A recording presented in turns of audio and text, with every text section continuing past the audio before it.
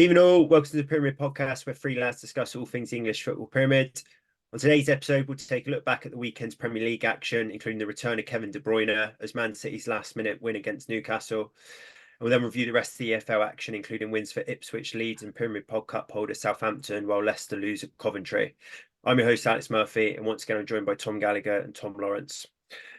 Laura, we spoke on the last pod about Eddie Howe's kind of role at Newcastle, and potentially the 2 week break that they got now. If they had a poor defeat against Man City, they did lose the game, but they weren't that poor in it, I didn't think.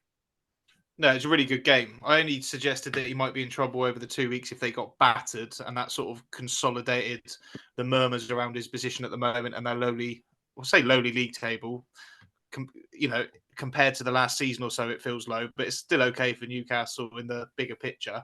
But they gave him a really good game, didn't they? And 2 good goals from Isaac and Anthony Gordon, both of who have been firing this season when they're fit. 2 players that they've needed to sort of carry them through this tricky period. And if they had a couple of their other starters available, then maybe it would have been slightly different. But obviously the difference in that game was Kevin De Bruyne coming back and making an unbelievable assist and scoring a brilliant goal. And the goal that Kevin De Bruyne scored, I know we'll come on to Man City, but I'll just say now, I think he's the only player in world football that scores that goal, where he just seems to pass it at like his own pace into the corner and the keeper can't do nothing about it. You don't really see anyone else scoring goals like that. So a bit of magic won it for Man City, but it was a really competitive game, 3-2, no problem with that. And although I think they sit in 10th now, maybe Newcastle for this for their winter break, I don't suspect Eddie Howe will be in trouble of losing his job just yet.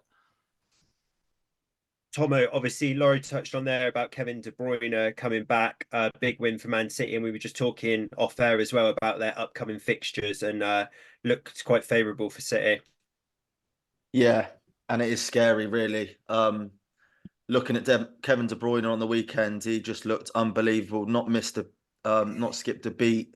Out for 5 months, comes in, and I know he played the FA Cup the other day for 20, 30 minutes, and he got an assist then as well, didn't he? But obviously this is the Premier League, bit of different kettle of fish, and come on and completely change the game. He just looks unbelievable. And that ball to Oscar Bob, and it's hard to work out whether the pass was the best part of the move or whether Oscar Bob's sort of touch and trickery around the keeper to tap home was most impressive. Probably that, because actually when Oscar Bob came on, I think, Laura, you put in the WhatsApp group that you were surprised, and I was equally as surprised that he didn't bring on Jack Grealish. But Oscar Bob looks like a player, 20-year-old Norwegian international already. Looks like they've got another one coming through the ranks, and just shows earlier on in the day, City were getting a bit of stick because Cole Palmer scored Chelsea's winner, and everyone was saying, once again, why did they let him go? But just shows that City have always got players coming through. And like you say, just touch on City's upcoming fixtures. They play the next 5 games against bottom half opposition, and 4 of them are at home. So you fully expect them to get 5 wins out of 5. I know Erling Haaland's suffered a setback in his comeback from injury, but with De Bruyne back, Doku back, they seem like they don't really need him. I know it was a close game on Saturday, but it was really scary to see City get that win because, like you say, easy run of fixtures now. So you expect them to get 15 points out of 5 games, and then maybe they'll be clear at the top of the Premier League by that time, and it's sort of everyone's looking up at them, which is scary hours when you think if they win the title this year, it'll be the 6th title in 7 years, which is complete dominance. Yeah, it is. Oscar Bob, as you just touched on, Guardiola was saying after the game that the sporting director went along to like a tournament that happened in the youth league last year, and Oscar Bob was the best player, and Pep Guardiola basically said to him, right, just come to pre-season with us to Japan then, and he's been brilliant. And he said if he can keep him happier than Cole Palmer, he actually name-checked Cole Palmer, so if we can keep him happier than Cole Palmer, then we've got a player there for many years to come. But I think he's like kind of calling out there to Oscar Bob that, look, you're not just going to be starting week in, week out, but you're a player we want at Man City for years to come. But their academy's obviously been set up in the last decade, absolutely flying, keep producing gems. You've got like Rico Lewis as well, who's come through it. Cole Palmer, obviously, we've touched on. Oscar Bob now, so, and plenty of others. So yeah, scary really that they've got the buying power they have to go and pluck players when they desperately need a player, but also now pull them through their academy as well. You just hope that it's not turning into a Bayern Munich style domination of English football in the next decade. Yeah, well, I remember I worked for a watch company I think it was in 2000, I want to say 16, but maybe I'm getting the years mixed up. But it was Phil Foden's first pre-season that he went along with Man City, and he looked unbelievable, Phil Foden. But I remember there was a bit of talk during that pre-season about Jadon Sancho not going, and that was the season or the summer that he left. But Pep Guardiola left him at home and brought 4 academy products with him, one being Phil Foden. I can't remember the other 3. I don't think they've quite hit the heights, obviously, that Phil Foden has. But it was interesting because Jadon Sancho, even back then, was known as their biggest talent coming through the ranks.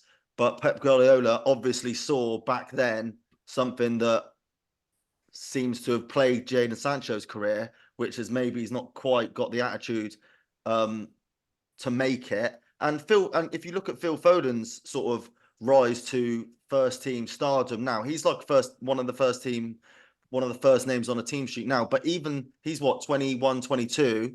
He's had a slow progress. He's not always played, and he's never gone out on loan. But you can tell now that he's almost ready to be that world-class player. And I predict Oscar Bob to do exactly the same if he remains patient, because he's obviously got all the attributes to succeed at City. Yeah, I think that's a good point. I was going to say that if you didn't, with Foden, he's been in around the first team for 7 or 8 years now, and we've always thought he was class. He's always had a brilliant reputation, but only really in the last 2 years, and even now, he's not guaranteed to start. Do you know what I mean? So, talent, which obviously all these boys have got, but secondly, at Man City, you need to apply yourself in the Pep Guardiola way. And I think Cole Palmer, it's not that they didn't want to keep him, was it? It was the fact that he wanted to go, and he probably thought, I ain't interested in coming in and out of the side all the time. And unless your name's Erling Haaland or Kevin De Bruyne or Edison, you pretty much aren't guaranteed a first team spot. Even the experienced defenders always get moved around and stuff.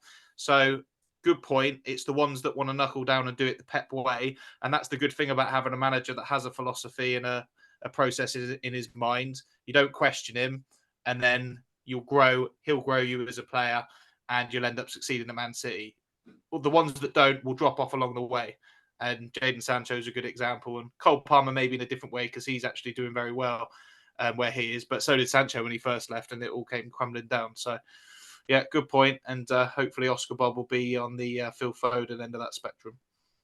Just on that Cole Palmer point there, Laurie, do you think that there's like something to be said that he's like said, I don't want to go about it the City way. I don't want to potentially just be coming off the bench. Would probably go on to pick up quite a number of trophies, but it's gone to Chelsea instead, where less likely to win trophies, but more likely to be starting and playing football. Do you think there's something to be said that he's kind of kudos to him and credit to him for making it a little bit more difficult for himself by going to Chelsea? Mm-hmm. Or do you think that it's more maybe a little bit more of an attitude thing where it's like, I don't want to stick it out at City and try and grip myself into that first team and be like a world star for a team that's going to win lots of trophies? Yeah, probably a bit of both. I mean, it's a risk leaving a club like Man City where you know you're going to get the best coaching in world football, and you're not going to become a better player somewhere else. But you might have more opportunity to start more regularly and put yourself in the headlines more often, and maybe give yourself more of an opportunity with playing for England or whatever. So the thing is, it's all relative to the moment, isn't it? Right now, Cole Palmer looks a world beater. He's been so impressive in the last few games. So you start thinking to yourself, well, he's obviously made the right decision. But if he was in a poor run of form, you'd be thinking, well, you should have stuck with Pep, mate. So it's all contextual, isn't it? At the moment, Cole Palmer, I think, has probably made the right decision for him because he's starting to be thought of as a player that might go and play for England even in this Euros. Whereas if he was at Man City, he wouldn't have had enough game time to be considered, I don't think. So, Tomo, let me pose this question to you then. If you were Cole Palmer, would you rather be coming off the bench for Man City, but obviously likely to pick up a Premier League medal or two, likely to pick up a Champions League, League Cup, FA Cup, World Club Championship, getting similar amounts of game time to what you see Rico Lewis, maybe the likes of like Jack Grealish get at the minute? Or would you rather be playing week in, week out at Chelsea, who are having a difficult spell, can't detract from that over the last couple of years, but potentially looking to fire them back up into the European places and being one of the main men? Well, thing is with Cole Palmer is when he went to Chelsea, I don't think many people thought he would be the main man this early on, but he's really stepped up since he's been there. And I was watching him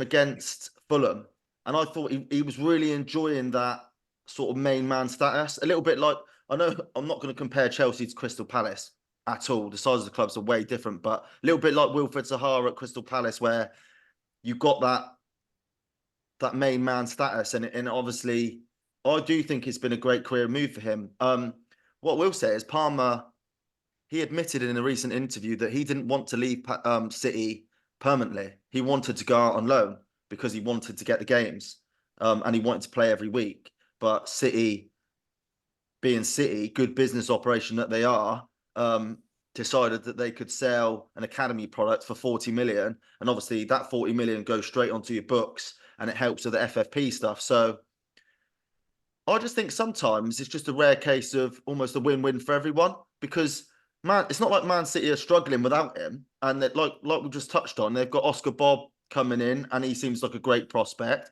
They signed Doku, who's obviously very talented. Phil Foden's a year more experienced and looks like an absolute world beater at the moment. So it's almost one of those transfers that ticks all the boxes for everyone and just sort of crack on. Cole, like at the end of the day, Laura is right with Cole Palmer in terms of it is a moment in time right now because he is playing well. Chelsea at 9th, City look like they could win the lot again. So maybe address it in a couple of years' time to see if Cole Palmer's won anything with Chelsea, whether he's broken to the England team and all of the rest of it. Yeah, because the other thing is Cole Palmer's shining and he's the main man in a really poor Chelsea attack. Like, they can't score goals. He's the only player that really creates anything other than maybe Sterling. But other than that, you've got like Brozier playing, Jackson, waiting for Nkunku to come back. He's shining in a side that he probably shouldn't be starting as many games or being the main man. And if Chelsea were at Chelsea's usual level, but they're not. They're like a mid-table team at the moment, aren't they, Chelsea? So again, another one to address. And I think, the Man City way isn't really to send their best youth players out on loan, is it? Phil Foden never went on loan. So amount of times Championship teams and other lower Premier League teams wanted him, but the best school for a Man City player that's going to play for Man City is to stick and watch and play, train with Pep Guardiola, isn't it? So if they think they're going to make it, they've got to stay with City because they'll feel that's better experience than going to the Championship for a year and getting kicked. So like Tigo said, probably a win-win, but time will tell with Cole Palmer. I think in Man City as well, Laurie, just to build on your point there, is that every youth team has like got the Man City style of play to go up through. So he'd rather an 18-year-old be playing for their under 18s, under 23s than going out on loan to a League One or Championship side. And what Pep would probably say, picking up bad habits on style of play and things like that. So yeah, City are a slick operation.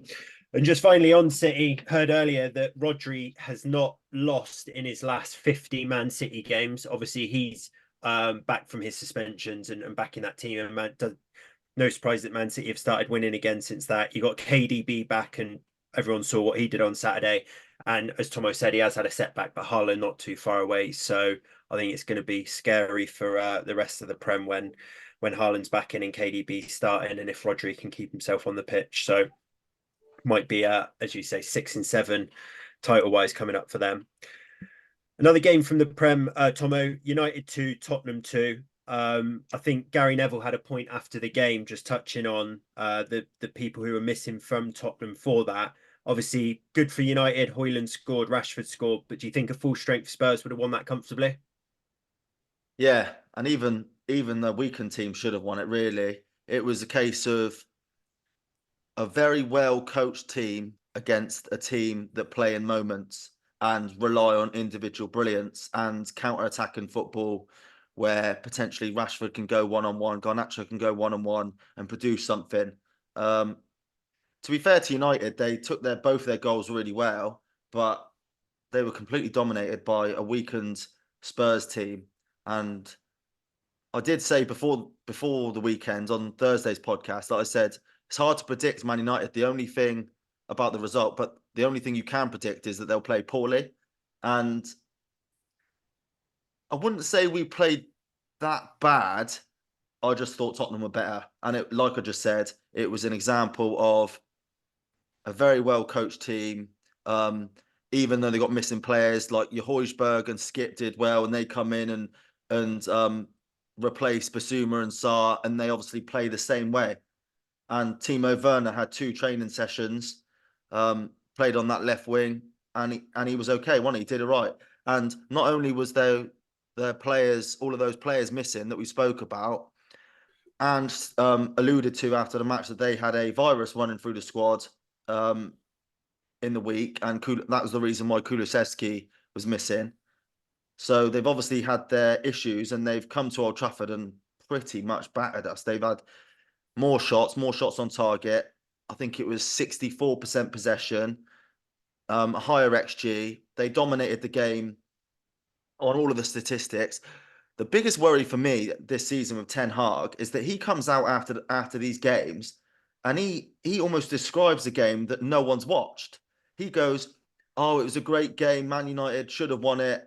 Like we dominated, or we were in full control." All of that sort of stuff, and it's just like, what game did you watch, mate?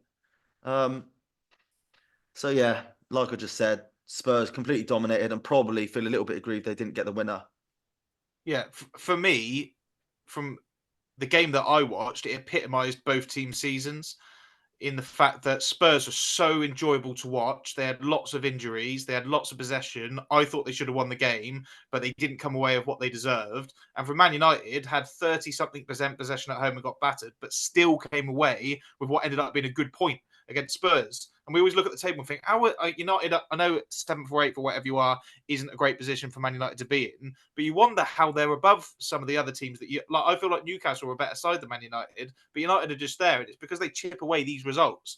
But yeah, Erik ten Hag, if he made comments like that after the game, then that's just another nail in the coffin for me. I think the bloke's a complete fraud. I've seen a few pundits now have come out on recent shows, radio hosts or podcasts, and said that Ratcliffe needs to act now and basically put Ten Hag out of his misery.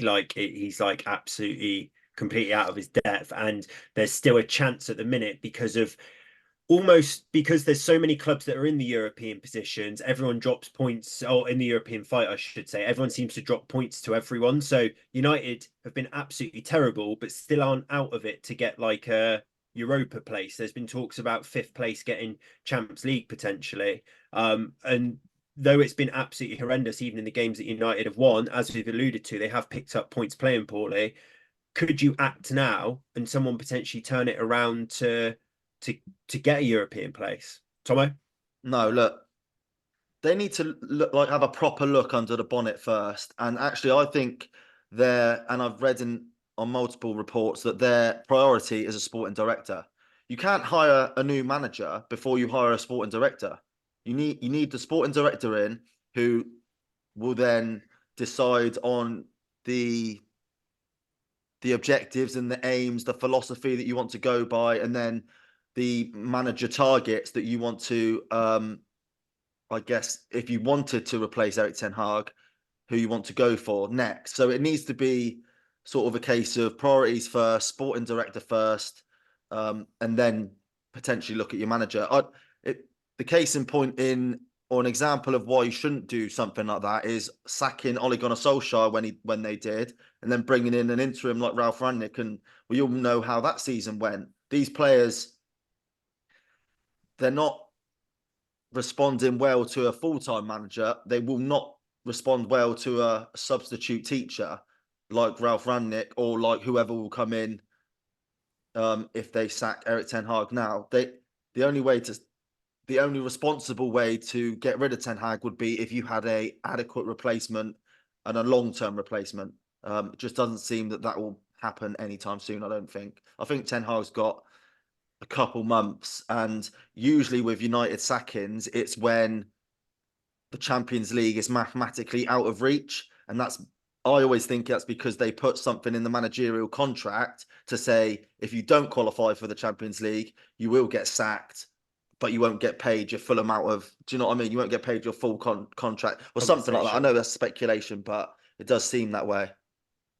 They were saying on TalkSport today that Man United, they're probably not expecting them to splash any kind of cash in the January transfer window under Ratcliffe. I know they don't seem to have an awful lot of money anyway, and it's usually loans, but they were saying that they've probably already written off Champions League for this season, and that just allows them a chance for the next 6 months to look under the bonnet, like you were saying, and probably assess what they need to do ready for next season. And although it feels like every single year we say United have got to write off this season and go again next season, if we've got someone like Ratcliffe coming in and they do appoint someone decent in a position of like the sporting director for a change, then maybe we actually will see tangible differences next year and a genuine title challenger or Champions League challenger, and just a team that people like watching. Because the other thing about Man United is they're just so crap to watch. Yeah. You never enjoy a Man United game unless it was those random ones in the Champions League away from home this year where every single game was 4-4, 4-3. Generally speaking, you watch Man United and you know you're going to be bored for 90 minutes. So change needed, but now we're at a point where, like you say, you don't want the likes of Ralph Rangnick coming in and just upsetting the apple cart even more. You might as well take the rest of the season. Now, you probably get Europa League because you do seem to carve out results here or there, but you can use this time to assess and then apply in the summer what you think needs to happen. Yeah. Oh, Laura, obviously, Yeovil fan, Leeds fan, Tottenham fan, New England Patriots fan, Golden State Warriors fan, but just back to your Tottenham hat for a second. Watching that with Van de Ven and Romero back yesterday, obviously Sonny to come back in, midfielders at AFCON to come back in. Gary Neville said that with no European football to worry about, that they can go and have a better season now than Liverpool and Arsenal. And obviously we spoke last week on the pod about Tottenham potentially going on to win the title, or me having a bet on it. Just your thoughts on that. Yeah, well, they're in a good position going forward, aren't they? Like we said at the start of the season, when they were in that good run, we thought, well, they haven't got any European worries to think about either. But then came the injuries. But what's actually transpired within this sort of last 2 or 3 months, when they've had loads of suspension and injuries, is that Ange process works. He can fill square holes with square pegs, or whatever the saying is, every time, and they can play the same way. So the quality may vary from if you've got Son in there to if you've got Werner in there, or if you've got Skip in there to if you've got Basuma in there. But the philosophy and the way they play is the same.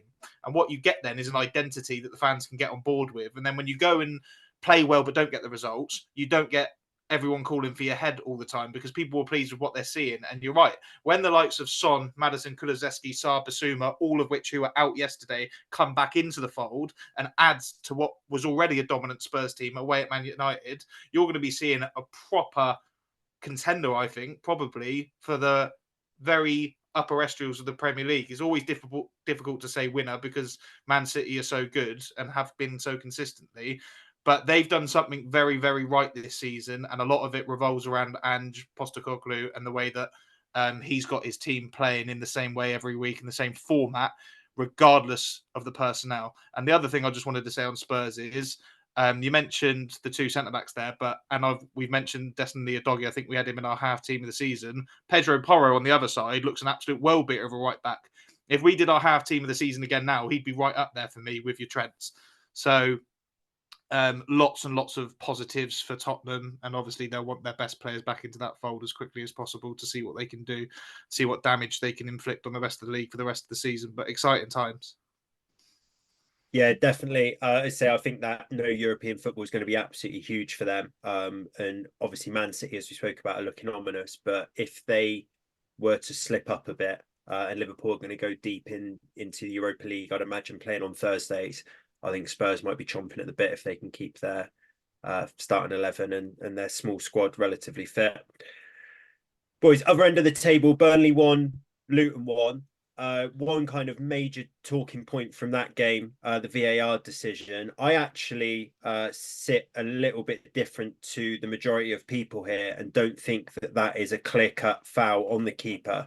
Loro, obviously disappointing result for Company, big point for Luton, but just your thoughts on that decision. I haven't seen it.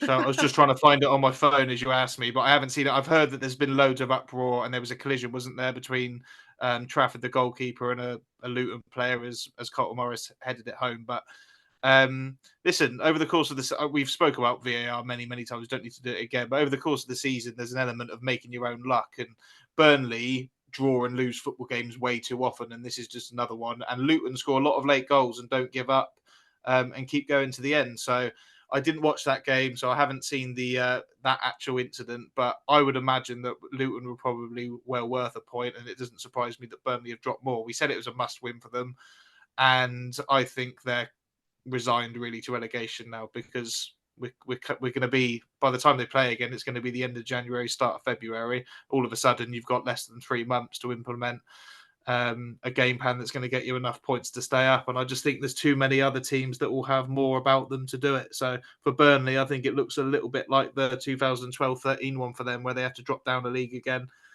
regroup, come back up and try and do better next time. Tomo, hopefully someone who has seen that VAR decision, and just your thoughts on it.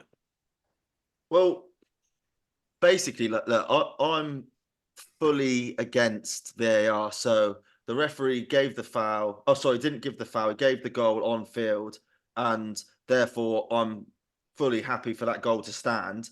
But if you're gonna use VAR, then in my opinion, it was a foul. The Luton player stepped across the goalkeeper's path with no intention of playing the ball. And he knew exactly what he was doing. So he blocked the goalkeeper in essence. And we've seen plenty of times over the Premier League that sort of a blocked attempt at a corner or a set piece can be a foul or can be a penalty.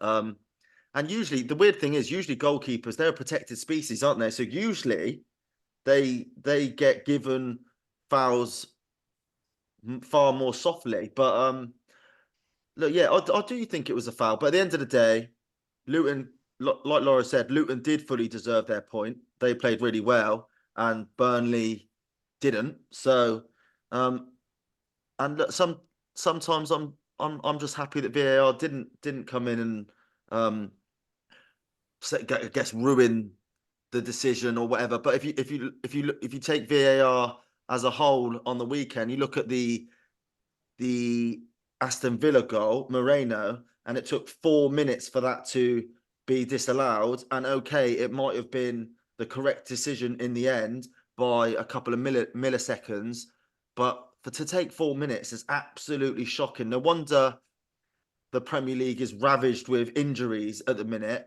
when you've got players standing around and getting cold 4 or 5 minutes at a time when the VAR decisions are getting made. Hopefully that will change next year with the offside technology coming in, which will make it more of an automated decision. But yeah, I've not got too many gripes with the Luton one, to be honest. I've just watched it. I agree. I don't want that being overturned if it wasn't given as a foul on the pitch by the on-field referee. And I also am not impressed with the Burnley goalkeeper. I assume it was James Trafford's player, and I think it was. I just want my keeper up and win. Do you know what I mean? Why is he going down? I reckon he's caught himself under the ball in no man's land there and thought, oh, I'm going to have to go down here. You can use your hands. You can jump up and have another meter on anyone else. Why aren't you coming and clambering all over everyone to get that with your hands? Because you're right, goalkeepers are a protected species. If he gets up and wins that, he ain't giving a foul away. There's no way there's a penalty being given. I reckon he's just been caught in a soft situation there and thought, oh, crap.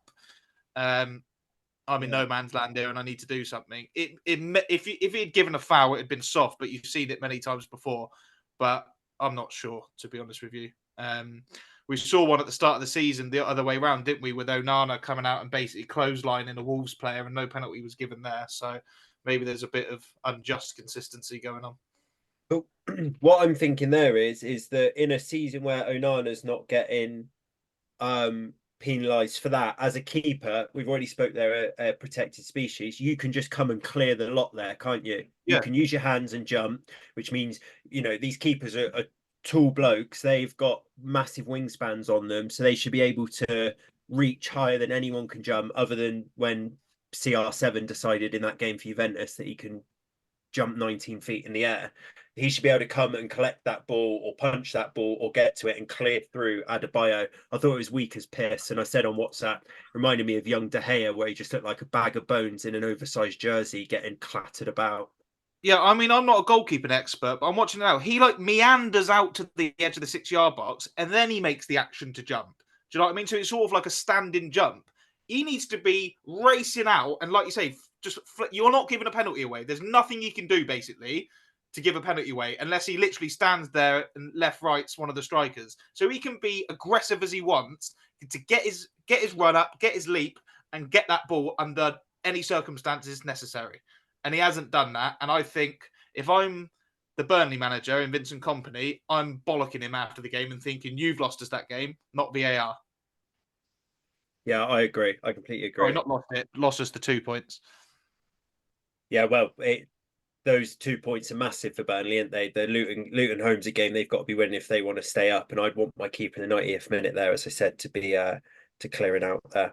Just a couple other results from the Premier League to touch on, boys. We obviously spoke on Cole Palmer scored against Fulham. Chelsea won 1-0. I was absolutely amazed to see that before United played Spurs, Chelsea were above Man United and Newcastle. I know Man United and Newcastle have struggled all season, like with form, but Chelsea have lost every single game this season by my understanding, and now they suddenly find themselves above Newcastle and United. Pochettino obviously has been under kind of scrutiny about getting Chelsea going, but they're now 3 points off of 6th.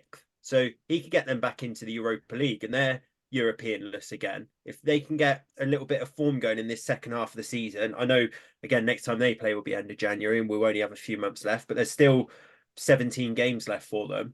They could potentially get Europe under Pochettino, and then it's suddenly been a good season for them. If they can turn it around against Middlesbrough, which I expect them to do as well, get them to a cup final, where Ten Hag was sort of applauded for winning one last year, he could end up having a sneaky good season, Poch. Nah. If he gets, say, 7th in the Conference League or Europa League, he'll basically be the least shit team because Man United and Newcastle have dropped off. Like, okay, they've won 3 in a row in the Prem, but they were poor against Fulham. And okay, you get the win, fine, great. But it's a terrible game to watch. Almost sent me to sleep. And let's not forget, they just lost to Middlesbrough in the Cup. So I can't see.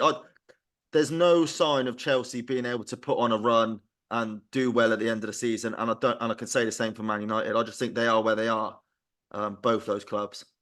Yeah, and like Chelsea have won 4 out of the last 5 in the league, but that is against Fulham, Luton, Palace, and Sheffield United. So we can't.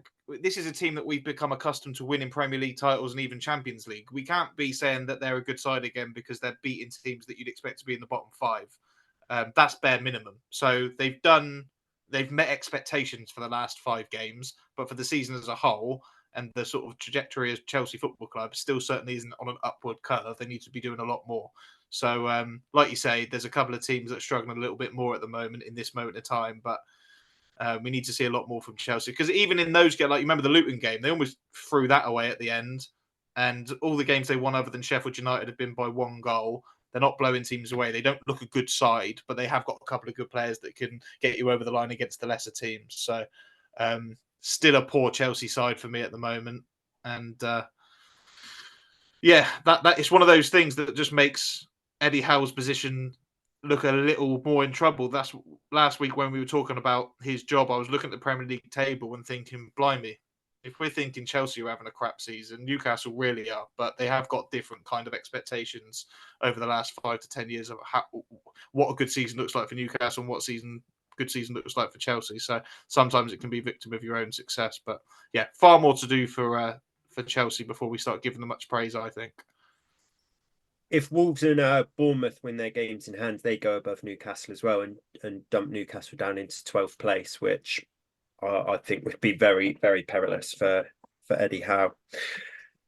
One final game, boys, 0-0, Everton Villa. Tomo touched on the VAR point. We don't need to labour on VAR too much longer. I think the big kind of news off the back of that game is Villa dropping a couple more points. We spoke last time that not in the greatest recent run of form, albeit had some big results this season and home form has been really good.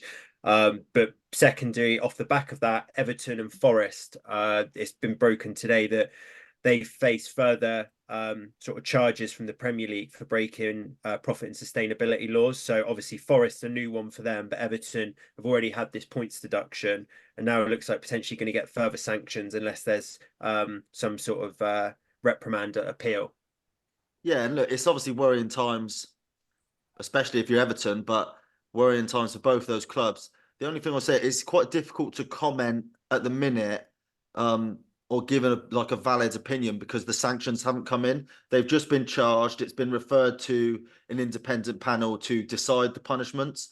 And the only thing I will say that it's really strange that these charges and penalties that Everton and Forest are getting and have got this season are coming at a time when we still don't know when Man City's 115 charges will be, when that case will be settled and when their punishment will be dished out.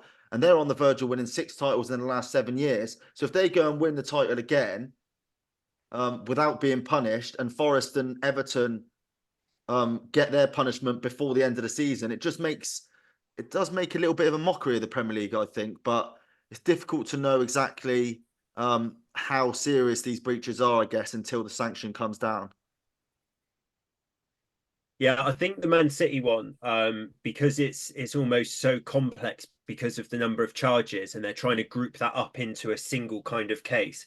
They can't deal with that as swiftly as some of these, which are like, I think the profit and sustainability is over a 3-year account cycle. So, and that's for the 22-23, 21-22 and 2021 season. So it's a bit more clear cut with the accounts for that, whereas Man City's kind of long-term intertwined, almost too many charges to be able to group up and put together into one case. But that's what they're being charged for. Forest have come out actually and said that the Brennan Johnson deal for them happened in the August, where he went to Spurs. They sold him for 45 million. They were going to sell him in the July to Brentford for 30 mil. So they've made their 15 million pound better off, but because of the account cycle that it's done against, that 45 million doesn't sit within it. So if they'd have sold him a month earlier, they'd be 50 million pounds worse off, but they'd have met the criteria for profit and loss sustainability. They waited till August where they did sell him for more money, but that can't sit in that cycle, so therefore they've breached it. So I think there's going to be quite a long appeal process for that. But for your teams like Burnley and Luton, Everton already had a points deduction. Potentially their way out of relegation this season is Forest and Everton getting the points deductions that would drag them right into it. Obviously, it's already done that for Everton. Yeah, and you don't want to see teams going down because of points deductions. But like I heard that Forest argument today when I was listening to Talksport, and I think Simon Jordan basically said exactly what you've just said. They would have got less for Brennan Johnson, so the commercial viability of the deal was better in August, and that should be priced into the thinking. But like you've just said, it's a 3-year process, so you shouldn't leave yourself in the position where you have to make a decision like that at the end of a 3-year process if you're abiding by the laws. Do you know what I mean? If it was like a 6-month window where they're looking at your profit and loss sustainability or whatever it is, then I can understand that. But you've had 3 years and they have been quite scattergun with their signings, particularly Forest. They've signed about 50 odd players, I think, in the last 2 seasons. So I wouldn't be surprised if they do end up getting sanctioned there. But if you think like these cases take like 6 months to a year to come to fruition and something actually happen at the other side of them, and Man City have got 150 against them, I think I heard someone on Twitter saying that Man City are basically just saying, well, if we've got 150 cases, we need 150 years to prepare for all of them. So we'll see you in the year 2400. Yeah, but look, at the end of the day, look, the rules, these profiting and sustainability rules clearly have some flaws in them. But Laura, you're completely right. When these teams, if they break the rules, they have to be punished, because otherwise, what's the point in the rules in the first place? We might not like the fact that Everton may potentially get relegated because they'll be handed another points deduction. But at the end of the day, if you don't want to be relegated by getting points deductions, don't break the rules. It's as simple as that. So it's hard to have any sympathy really with the clubs. Obviously, you have sympathy with the fans of the clubs. But yeah, Forest, when they got promoted, they signed 30 first team players. It was a joke. And everyone was like, well, how's that going to happen? How's that going to work? And clearly it hasn't. Yeah, and it's a double-edged sword, because when you come up to the Premier League, there's an appetite from fans to spend as much money as possible and try and compete, isn't there? And if you don't do that and you end up getting relegated a couple of times, like, for instance, Norwich did under Daniel Farke, because they didn't spend an awful lot of money, then you get reprimanded in that sense. So I agree. And the points deduction is the only way to deal with it as well. Because if it's fines, everyone would just rather pay the fine, wouldn't they? And break the laws. They're spending too much money in the first place. So it can't be a financial thing. It needs to be points deductions. And if you let Forest off, if you let Everton off, everyone else has got a precedent then to say, well, I want to get that off if we want to spend 50 million too much or whatever it is. So you're right. It's not nice seeing teams, particularly for the fans, get reprimanded with possibly losing Premier League status because of financial conduct. However, it needs to be done. Yeah, just two final points on that. Forest have said that they feel that they've had less wiggle room. They have less losses that they were able to make than Premier League clubs because they spent a proportion of that time that the accounting's done in the Football League, which means that they wouldn't be able to have as bigger losses. But I think to myself, Everton get punished for what they've done over the last 3 years, where they might have spent outside of their means and brought players in, which meant they've stayed in the Premier League. For clubs like Southampton, Leicester, Leeds last year, who've had to drop out of the Premier League and potentially what that looks financially for them as well, will they have a case if Everton get points deduction again to then say, well, hang on a minute, it's not just the here and now that Everton get 10-point deduction and still stay in the Premier League. What about last year if they wouldn't have been able to spend that money and couldn't have signed that player? Would that have meant for us to stay up? Does it start to become legal cases in that then, where Leeds, Southampton, Leicester lawyers are going, well, look at what this has cost us financially, dropping out the Prem? Yeah, well, where does it end? And that's why the punishments need to be handed out. The whole process, I think, of it all needs to be dealt with a lot quicker and a lot more streamlined, and maybe a lot more transparent, just so that everyone knows exactly what's going on at all times. But because it does feel a little bit opaque at the minute. But like I said, it's really difficult to, I guess, cast an opinion on something that where the punishment hasn't been handed out yet. They've been charged, but say for instance, the punishment might just be, like Laura said, a fine, and in which case they'll be happy with that. If Everton get another 10-point deduction, then wow, then we can talk. But yeah, let's move on. Well, I just think you're right. It does open the door to like lawsuits from the clubs that get relegated. But I do fear that if Leeds brought a case to the High Courts against getting relegated in the season that Everton spent too much money, they'd probably just turn around and say, well, you appointed Jesse Marsh, I'm afraid. So I don't think you've got a leg to stand on this time. Yeah, defence lawyers got a clear-cut case there, haven't they? Boys, some midweek action, FA Cup replays this week. So Eastleigh versus Newport wouldn't always be a standout tie, but the winner gets United at home there. So massive for both of those clubs, and actually for United as well, be two teams that they've not played before in competitive fixtures. So be a new one for United that as well. Bristol City versus West Ham is the TV option tomorrow on BBC One. Should be a good game. Bolton versus Luton, highlight that as a potential cup upset. Luton obviously focusing in on staying in the Premier League, might play a weakened side, and Bolton have obviously got them back at their ground after getting a result at Kenilworth Road. And then if you want to watch a game on Wednesday on ITV, you've got Blackpool versus Nottingham Forest. Obviously just spoke on Forest financial issues there. Move on to the Championship. So Coventry 3, Leicester 1. Tomo, I saw something posted that one of the Leicester players turned down going to represent his country at AFCON because he wanted to focus on getting Leicester promoted, but picked up a straight red, will now serve a 3-game ban, which ends the day before AFCON was due to finish. Is that right? Yeah, that is right. Yeah, 19-year-old Abdul Fatawu, I think that's how you pronounce his name. He got called up, I believe, for Ghana, but wanted to focus on Leicester, which I don't really rate that, to be honest, but fair enough. And then it was a reckless tackle, wasn't it? An absolute, he's flew into the challenge. Ref really had no option but to send him off due to the force. But yeah, you're right, now suspended until one day before AFCON finishes. So I wonder if he's just called up Chris Hughton, Ghana manager, who, by the way, have just lost their first AFCON game last night, and said, I'm available. But yeah, on the game itself, to be fair, I was watching the highlights, and to be fair, Leicester look pretty comfortable and look the better team until that sending off, and then obviously they get the red card down to 10 men, and Callum O'Hare, I don't know whether he started the game, but he come on potentially, or in the second half got a couple of goals. And Laura, I think you mentioned he's just come back from a long-term injury and he's just forced his way, or his performance levels are back to where they were before injury. And I found it quite interesting.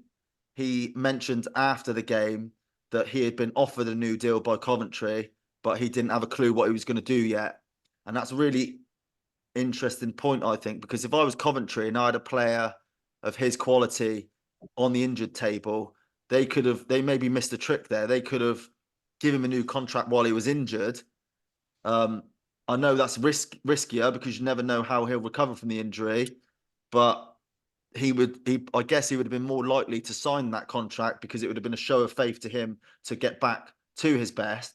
And now it doesn't look like he's going to sign that contract. And obviously he's a really good player and potentially could make a move in the summer. But Coventry, fair play to them, win 3-1 in the end, and now they're in the playoff spots after I think they're sixth after Sunderland's defeat to Ipswich. Yeah, they are. And we spoke on Mark Robbins last time and how he just seems to do this every season. Laura, Leicester's manager Maresca won the manager of the month, which I know can sometimes be cursed in the Championship. Obviously, just off the back of a defeat there, but I think you rightly called out that we've probably not given him as much airtime as some of the other managers in the Championship. Obviously, spoke at length about Russell Martin last week. Just want to come in a little bit on the job he's doing at Leicester. Well, yeah, I just think that we speak about a lot of Championship managers every week. We speak with Daniel Farker at Leeds. We've spoken about Kieran McKenna at Ipswich, Russell Martin at Southampton. But Maresca, this is I think he had a stint as head coach at Parma, but really he's been an assistant, I think, to maybe Pellegrini at West Ham and then Pep at City. This is his first managerial stint. And although there's a train of thought to suggest that, well, anyone should be able to get Leicester promoted, it doesn't work like that. And to be 7 points clear of second place, whereby second place have had a really, really good start to the season as well. Normally, he'd probably be 10 to 15 points clear at this stage on 65 points after 27 games.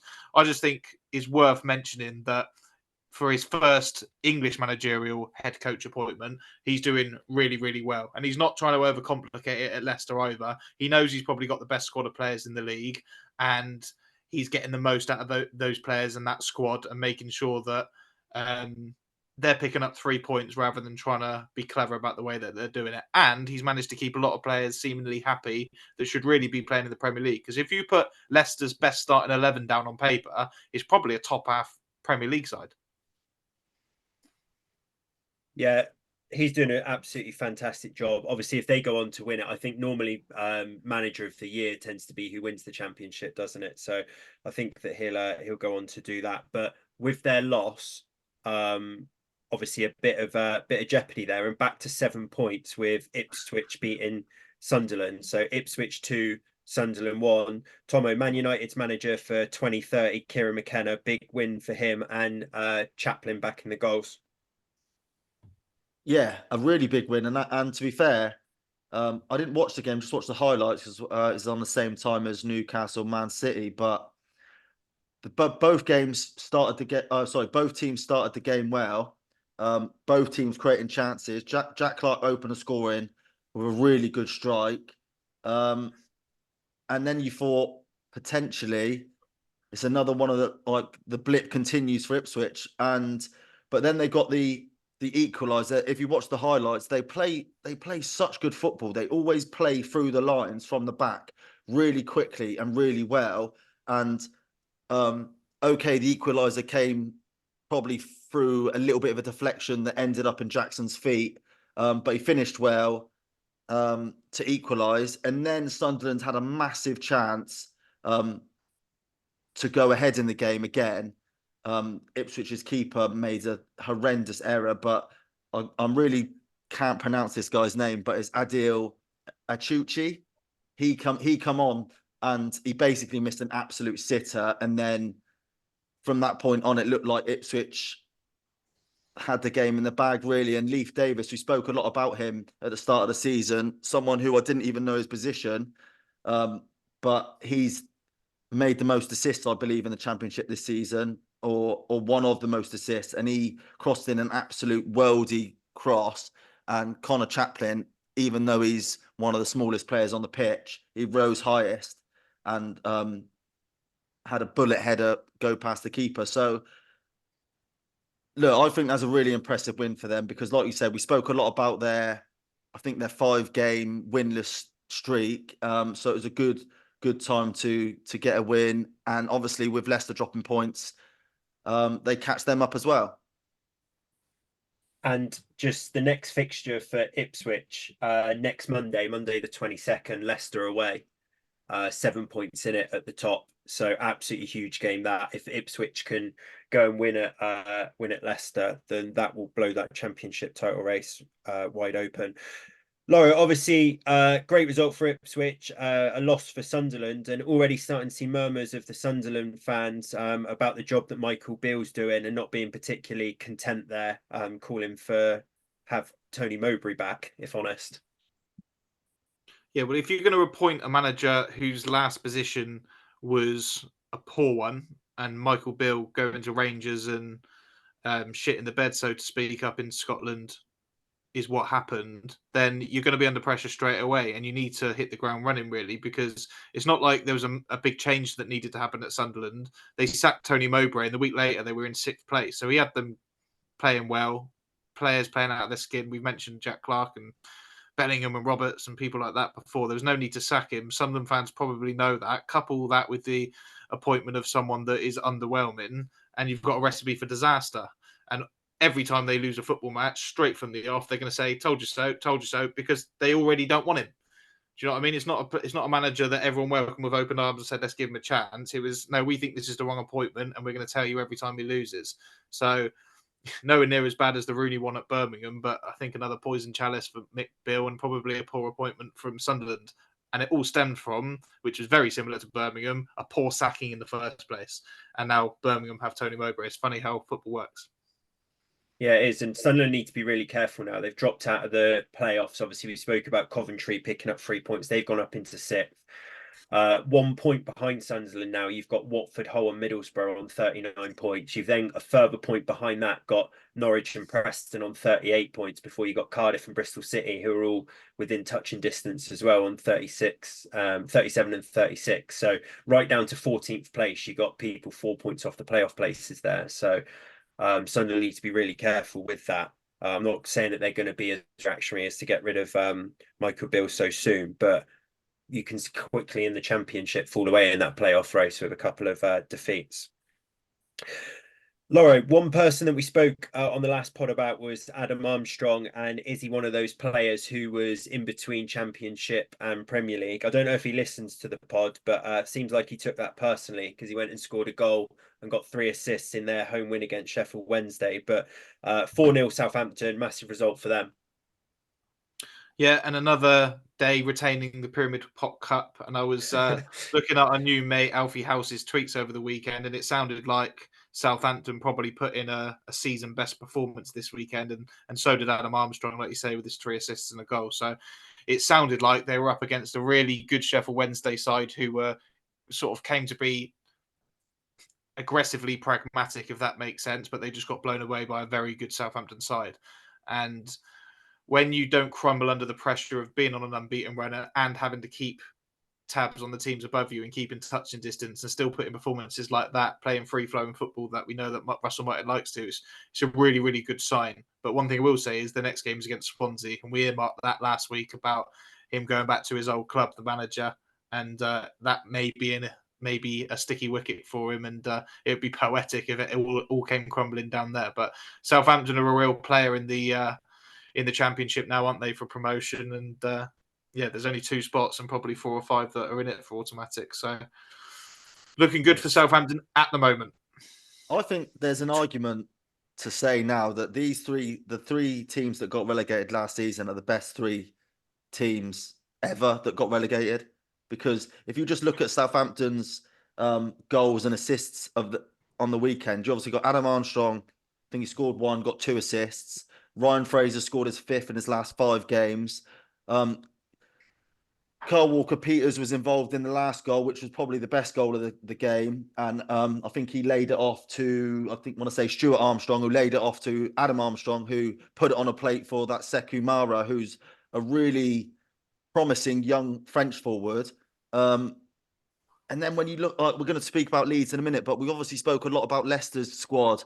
And then you look at Leeds' squad. It's just like these teams, and I've seen a lot on Twitter where everyone's saying that the gap between the Premier League and the Championship's only getting wider because of the financial disparity. But actually, I just think this season's a 1 in a 20-year season where you've got the likes of Luton, Sheffield United, and Burnley really struggling, and then these 3 clubs.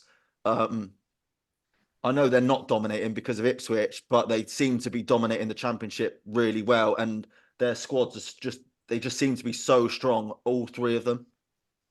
Yeah, as a 3, they're definitely the strongest group of relegated teams that have come down for years, I think. Yeah. And that's credit to Ipswich to be in amongst it, considering they were in League One last season. It's amazing, really. But you're right. Any 2 of the 3 that came down, you'd probably expect now to be the 2 automatics. And then it's, can the team that fall into the playoffs survive that kind of lottery? Which, if it's Leeds, the answer will be no. I can tell you that now. But if you want to quickly touch on Leeds, it's 3-3 now for Patrick Bamford, who has displaced Joel Pirro in the team and is leading the line for Leeds. They've dropped Rutter back into number 10. So at the weekend, we had the usual 2 of the usual 4 suspects scoring in Dan James this time and Jorginho Rutter, but Patrick Bamford extended his scoring run. So maybe that confidence of his goal against Peterborough last week has kick-started a goal-scoring return to form for him, hopefully. I keep saying hopefully because he scored 3-3 now. He is in scoring form, but because of the sort of 3 years we had prior to that with him, I'm going to reserve judgment until he scores a few more. Just before we move on from the Championship, Murph, I just wanted to give a quick shout out to Jonathan Rowe, Norwich City's, I guess I was an attacking midfielder, really. He's a bit of but he's chipped in this season with 11 goals already. And if anyone who hasn't seen his goal against Hull on Friday night, I urge you to go and watch it because it's an unbelievable goal. He's got great feet, and it's one of those outside of the boot finishes that go into the bottom corner. And it really reminded me of Adel Taarabt in his QPR Championship days, where he just almost had his way with the Championship defenders, and he's obviously been Norwich's best player this season. And we spoke a bit about that game against Hull, Fabio Carvalho's debut, but Jonathan Rowe was the star of the show. Yeah, he was. There's another good guy in that game as well. I saw Tyler Morton, who you got Fabio Carvalho, who's gone to Hull, but I think he's a Liverpool player as well. Tyler Morton, who was at Blackburn, but he scored a great goal as well. Too little, too late for Hull there, but yeah, Rowe tearing it up. Just wanted to quickly go back to the Southampton Swansea game as well before we move on. That's 12:30 on Saturday on TV, so potential chance for the Premier League Cup to change hands there, and speculating a little bit, but if Swansea were to win that, their next game is against Bournemouth in the FA Cup, so could potentially see the Premier League Cup jump up to the Premier League. So be interesting to see when Southampton's winning run comes to an end, if it does come to an end, or certainly not losing games. Boys, move on to League One. Start on a slightly sadder tone. So the Bolton game was abandoned at the weekend due to someone who had collapsed in the crowd. Unfortunately, they did pass away. So just want to send the condolences out to him, his family, and obviously the rest of Bolton for that. Obviously not great news that at all. Obviously they were in second place in the league, Bolton, looking to go up there to the top of the table, but their game's been abandoned. That will have to be rearranged now. In the rest of the action, though, in first place, Portsmouth, they lost 3-0 against Leyton Orient. Tomo, we touched last week about Portsmouth being in no form, obviously being the top of the table, but Leyton Orient in much better form. And it's not that Portsmouth have just kind of lost that game there. They've been absolutely thumped 3-0. Yeah, you are right. But if you watch the highlights, it's probably a little bit tighter than that because a couple of the Leyton Orient goals were set pieces. So obviously bad defending all round, really. The first goal was really bad defending. But I think, was it when Leyton Orient were 2-0 up, Colby Bishop had a penalty. And we spoke a bit about Colby Bishop recently. I think he scored a couple games ago and didn't really celebrate. And he mentioned after the game that he's been going through a bit of a tough time. Well, it seems like that tough time's continued because his penalty was an absolute shocker and he missed it. And it felt like the writing was on the wall after he missed that penalty. And now, like you just said, one win in 6 games for Portsmouth. They're still top of the league, but all the teams around them have got games in hand, and it feels like they really need to change their momentum because they're only going one way at the minute, and that's down. Yeah, I mean, 3-0 down at half time. I know they did miss a penalty, but that's now 1 win in 6 in their last 6 league games. And you just kind of look at that. I know that obviously we've spoken on a previous pod that they've got a manager who was, playing last season. But that's really worrying for them. And what was looking like Portsmouth potentially looking like a shoe-in for one of those automatic places. Now with the teams that have got games in hand, they could find themselves in 4th place behind Peterborough, Bolton and Derby. So worrying times for them, and probably something that the manager senior needs to stop the rot fairly quickly on there. Just spoke there on Peterborough. They went and won away at Charlton.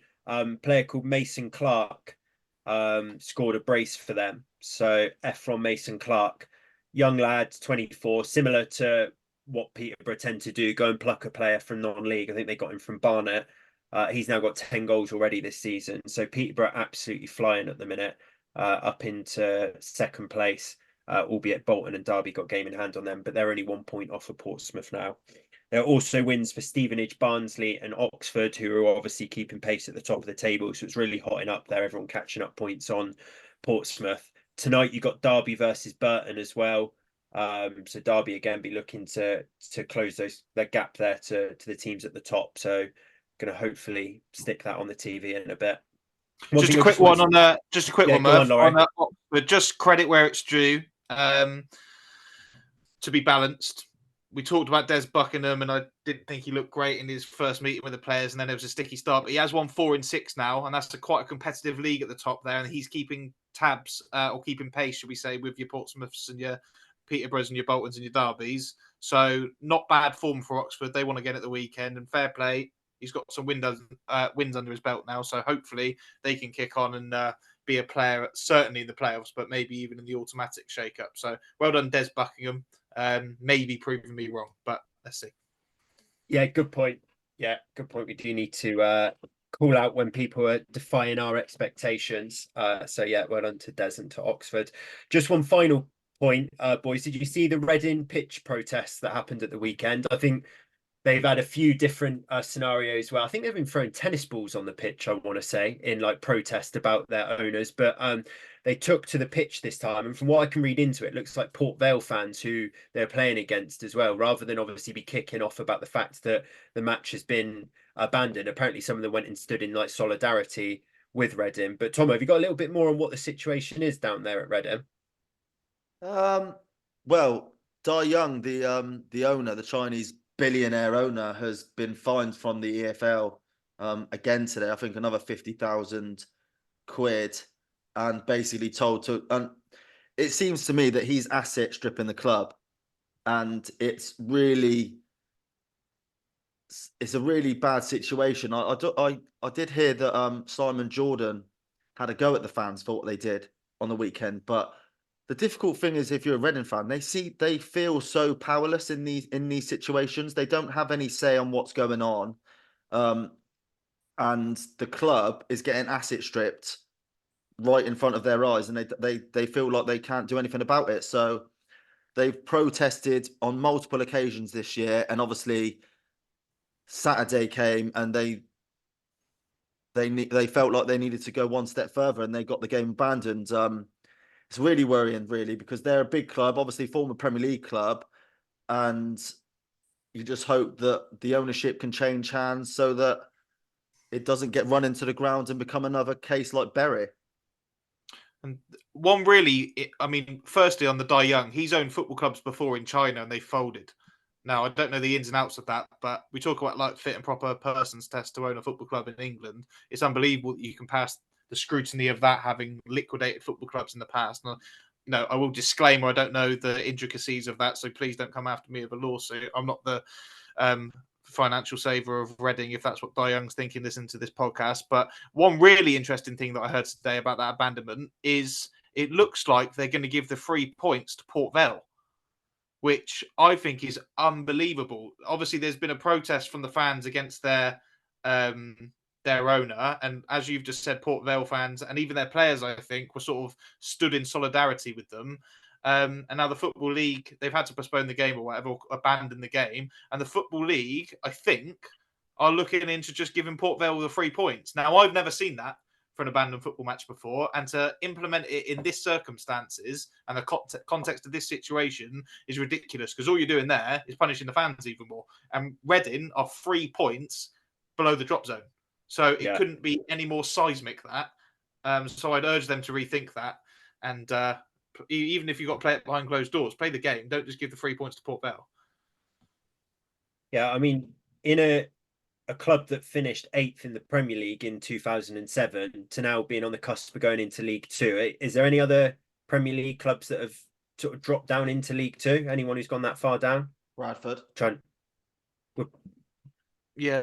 Bradford. I mean, they were in the Swindon Premier in the League Prem, or was that Swindon in the Prem, or was that football not quite established in the Prem? Then they were definitely in the top flight. Swindon. Yeah, they might have been. Well, Oldham in the first. They were Oldham were in the Prem. Yeah. Oldham in the Prem. Swindon might have been. That rings a bell. Did Portsmouth go down to League Two? Maybe. I'm not sure. If not League One, but they've been. I mean, they were a proper Premier League club, won the FA Cup, didn't they? And they've been. But yeah, I mean, it's a fall from grace, isn't it? Yeah, it's a seismic drop off. I think it's the first time in 21 years they're in League One even this season. So to go to League Two would be an absolute travesty. But when it cut, I mean, completely different scale. But we had a similar type thing at Yeovil. And when it comes to talking about the future of the football club, you almost don't care about the league. Like, no one really cared in the end about the relegation last season. We just wanted the club taken over by someone that is at least going to put some care into it and maybe put a plan in place to go the other way. And I think Reading fans would probably take relegation now if it meant that they could have an owner come in. And I think we spoke about in this pod maybe a couple of months ago about Mike Ashley, and I was ridiculed for saying that might actually be a decent fit for them. I bet they take Mike Ashley now over Di Young at Reading. Yeah, it sounds like anyone's better than the job that he's doing. But yeah, hopefully that can be resolved. Don't like seeing that sort of happen to clubs. And you say with Yeovil, they've gone Championship to National League South now, but seem to have got an owner who cares about the club, putting some money into it, and looks like better times afoot for them. So hopefully Reading can get a similar resolution for their fans. Boys, move on to League Two. So Notts County, they seem to be involved in games like this all the time, but Grimsby 5, Notts County 5. I actually looked afterwards, Tomo, to see how many McCoy Langstaff had got, but I think he only got one, but Dave McGoldrick had got a brace as well. But nice moment at the end of the game with Grimsby player netting a late equaliser to make it 5-5, and then running to the side of the pitch and dropping down and doing the worm. Yeah, well, an inverted worm. I'm gonna call him out on. I think he slipped during the celebrations and then saved face by pulling out the worm. But yeah, obviously a mad game. One thing that I wrote down on my notes actually was I noticed that John Bostock gave away the penalty for the first goal. So I had a little. Obviously, we all know he moved to Tottenham, didn't he, when he was very young? So I just wanted to have a look at his career path, I guess. He's only 32. Feels like he's been around forever. But he's played in Canada. He's played in France. He's played in Turkey. He's played in Belgium. And now he's obviously at Notts County. Notts County are his 15th club of his career. But yeah, look, mad game. I think Macaulay Longstaff, like you just said, he only notched one, but a typical Longstaff goal, or Langstaff, sorry, goal, where it was a proper poacher's finish, and it was his 20th goal of the season. So obviously the first player in that league to get 20 goals. And we spoke a lot about him in the last podcast about potentially making a step up. And obviously if he carries on scoring at this level, why not? We made a point. I think he's 26, just about to turn 27. He's basically coming into his prime. So, Yeah, so I do think he's got a higher ceiling. Another thing just to mention on that game is, I don't know if you boys have seen it, and it might be worth us finding and clipping this up and putting it out afterwards. But Jody Jones, who plays for Notts County, he's also a Maltese international. Sort of, it used to be like an attacking midfielder slash striker, but he's sort of utilised it as like a left wing back for Notts County. He got 4 assists at the weekend, and it should have been like 6 or 7. He had an absolutely gravy game. And I think he's highly rated and he's done really well at Notts County anyway. But the highlight sort of reel from that game that I saw of Jody Jones yesterday looked absolutely unbelievable. And he just skinned the right back and put these unbelievable deliveries in every single time. So fair play to Maltese international Jody Jones for that one. Brilliant advert for League Two football. We want to see 5-alls. And you're right, John Bostock sort of seems to have found a home in Notts County. He was good for them in the National League campaign last year, albeit tried a Panenka in the final and hit the bar. But other than that, yeah, he's been a good addition for what was Luke Williams' side for the last couple of years. And they've got some good players in Notts County, but so have a lot of teams in League Two now. And that's why we keep calling it the Hollywood League. It's probably the best league in England. John Bostock spoke about all those clubs he's played for, 15 clubs, season pro, been here, there and everywhere, coming towards the end of his career, 3 months younger than you, Tomo.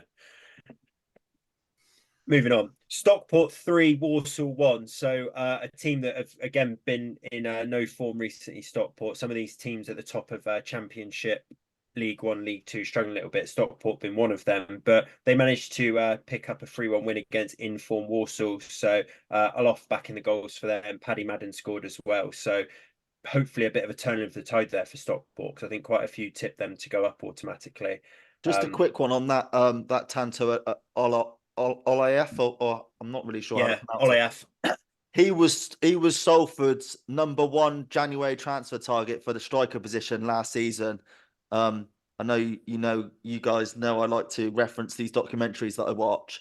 But that was his 15th goal of the season. So rightly so they target him, because he's been class for them. He scored 3 last season, though. It's weird, isn't it, how it pans out like that? Like that's just life as a striker, I guess. You just blow hot and cold, and sometimes you need that breakthrough season, and then you kick on and have them every year. But he's still, he's 24. He's only a young lad. But yeah, good decision by Stockport, and good to see Paddy Madden back in the goals as well. So at the other end of his career, but still a bagsman. I think he's must be getting close to double figures again this season. But yeah, good win for Stockport. Another team keeping the pace, Wrexham. They won 2-0 against AFC Wimbledon. So, Tomo, you said you love a documentary. Good result for them. Paul Mullin score? Yeah, and just a quick shout out to their fans, because I think it was their biggest league crowd since 1980, which the commentator mentioned on the highlights. 12,500 at the racecourse, which I think is the biggest difference, I would say, between their takeover of Wrexham and the class of 92's takeover of Salford. It feels like Salford's almost a non-league club that they're trying to turn into a league club, whereas they've just taken over a non-league club in Wrexham, who were a league club, and they are a big club in their own right. And now they're getting big fans. Their ceiling is much higher, I believe, than Salford's, because Salford's average attendance is like 2,000, 2,500. But when you look at some of the players that are playing for Wrexham, obviously we spoke a lot about Paul Mullen, sorry. But the first goal, Steve Fletcher scored again. McLean was the man who made the assist, and then Fletcher and McLean combined to set up Mullen's goal for the second. And now Wrexham have won 8 straight home league wins, and they look like they're probably favourites to go up now. I know there's a lot of good teams in that league, but they look like they're banging form. Yeah, I'd just say on that Salford Wrexham, that's like chalk and cheese in it. Like Salford's like a non-league side where they've not had many fans, and the class of 92 have decided to invest in them because it's close to United. Wrexham, a big squad. It's same as like that FC United of Manchester, and there'll be other cases of that, won't there? Like where they're I don't want to say man-made, because all of the teams start off like that, but they're more modern day creations, aren't they? That probably are people's second teams. But Wrexham's like a big club with a big fan base. So be interesting to see how quickly it is till they're playing sort of the likes of Cardiff and Swansea and things like that in league games, albeit that'll have to probably be the Championship. So be a couple of years off minimum. But yeah, good win for them.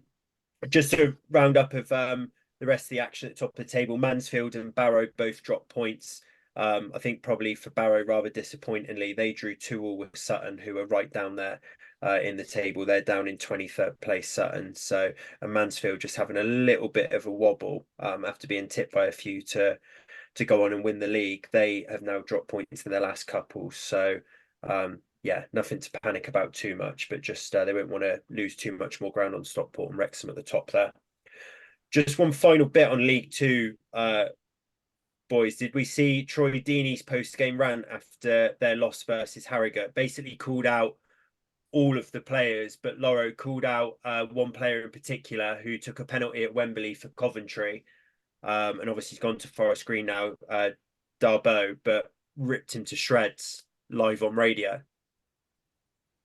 Yeah, and I just think that's an untrodden path for a reason. I mean, how many times do you hear a manager come out and say something like that about one of his staff publicly, or one of his players publicly, and it go well? And for a player like Darboe, who I'm already surprised to see in a League Two club, and quite a small League Two club in Forest Green, considering he was obviously involved in Coventry's team last season to be taking a playoff final penalty, which he missed to send them to the Premier League. Obviously, already someone that's probably got a few demons in the closet, because that's not a nice moment, being the reason why your team haven't gone up to the Premier League and got promotion. To find himself in League Two, I'm sure his performances haven't been very good, because otherwise Troy Deeney wouldn't be saying it in the first place. But there's a time and a place to be saying those things, and I agree with most of the stuff that's been said. Darboe needs to know that his manager doesn't rate his performances and wants more from him. But to come out and say he wouldn't get a kick in the National League to everyone in the country, I'm not sure what good comes out of that, and I don't think it will bode well for Troy Deeney's managerial career. So at the very best, it's a lesson learned for Troy. I think he's already apologised to the player, but it just depends what reaction that garners from the team, which I can't imagine to be very good. He's completely lost Darboe now. Like Darboe, he'll probably be the bigger man and accept the apology face to face, but he'll probably be like, he's not for me. There's no way you can get called out like that. He basically said he wouldn't. He had one kick away from playing the Premier League last season, and now he wouldn't get a game in a National League standard. And he said, and that was one thing among many things that he said about him. Yeah, just ill-advised is probably the best way you could describe that. I also think Troy Deeney hasn't really earned the respect as a manager yet, has he? It'd be one thing if it was an experienced manager like Neil Warnock, for instance, coming out and doing it. You could probably get away with it, and the players are like, oh God, all right, I won't upset Neil like that again with a crap performance. But Troy Deeney, the players will probably look at him thinking, mate, you've been a manager for 5 minutes, now you're coming out and doing stuff like that in the media. We think you're shit, mate. And that's probably how it will go. So Forest Green, bottom club in the whole of the EFL, I think. They're either 23rd or 24th in League Two. They've got a manager who's never managed before, who is now calling out his players publicly for being crap for 9 weeks and not even being able to get a game in the league below. Doesn't seem to be a good fit at the moment, does it? But this new stadium is going to be made out of recycled material. So, you win some, you lose some, right? Every cloud. Yeah, indeed. Laura, just one final bit as well on League Two. I've seen that the Swindon manager's been sacked. We've obviously spoken a little bit about them losing Kemp and Young, who they had on loan. I think both are now being linked with further January moves from their parent clubs. But not looking good for them. I think they've lost 7 of their last 8 as well, and where potentially they were up in the playoffs not that long ago, they're now down into 15th place, not too far off the relegation positions, but not looking good for them as a club. No, and I don't know what the Swindon fans' reaction to Michael Flynn losing his job has been, but they haven't been very pleased, I don't think, with their owner for a while now, and they've relied on sort of loans and free transfers, etc., which many clubs have to do, particularly lower down in the leagues. But when you can see the likes of Notts County and Wrexham and Mansfield and all these clubs having a right go at it, it's probably hard to take. And the problem is for Michael Flynn, in terms of sticking up for his position, yes, they did lose Jake Young and Dan Kemp back to their parent clubs, but they were already 16th in the league by the time they left. So even with their goals, they were 16th. Maybe the owners have looked at it and gone, blimey, we've lost our 2 best players who were loaned. We're already 16th with them. Where are we going to be if it carries on like this and you're taking away their attacking prowess? So probably one that you could see coming. But football management's hard, isn't it? You can see that. Like, he did a wonderful job at Newport. He had a famous sort of last day of the season survival game where they were going to go down to the National League, and they ended up winning a game in the last minute. I think it was that Irish defender that was on under the cosh with a heart problem recently that scored the goal, and that was quite a big famous game and sort of made Michael Flynn's name. He's had some brilliant results in the FA Cup for Newport. They beat Leeds, who were I think were Premier League or Championship at this time. They beat Leicester, who were definitely Premier League at the time. They beat Middlesbrough as well over 2 legs. So for a club like Newport, he seemed to extract an awful lot out of them. But since then, he's gone on to Warsaw and now Swindon and been sacked pretty quickly by both, which, again, your stock can rise very quickly, but it can also fall very quickly. So it'd be interesting to see where his next job is in football management, if there is one. For Swindon, I guess they need to consolidate now, get someone in who can just get that group of players going for the last couple of months and make sure they stay in League Two. I say they're not too far off the relegation positions. Points wise, they've got a little bit of a buffer, but only 3 wins in their last 15, lost 10 of those. So they'll need to pick up some sort of form over the next few weeks. It should be a fairly good job for someone, because Swindon's quite a decent club, quite a big club for League One, who are known for having some interesting appointments and decent players over the years. And it's almost impossible to get relegated from League Two. You have got to be absolutely crap to fall into those bottom, because there's only 2 that go down. 4 go up, but only 2 go down. And there's normally most seasons out of the last 5 or 6, someone's had a massive points deduction. So then it makes it only 1 go down realistically.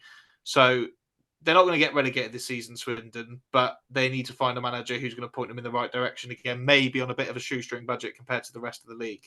And maybe Michael Flynn wasn't the experience, or didn't have the experience to be able to do that. But I'm sure there'll be plenty of managers out there chomping at the bit to get in at the county ground and see what they can do.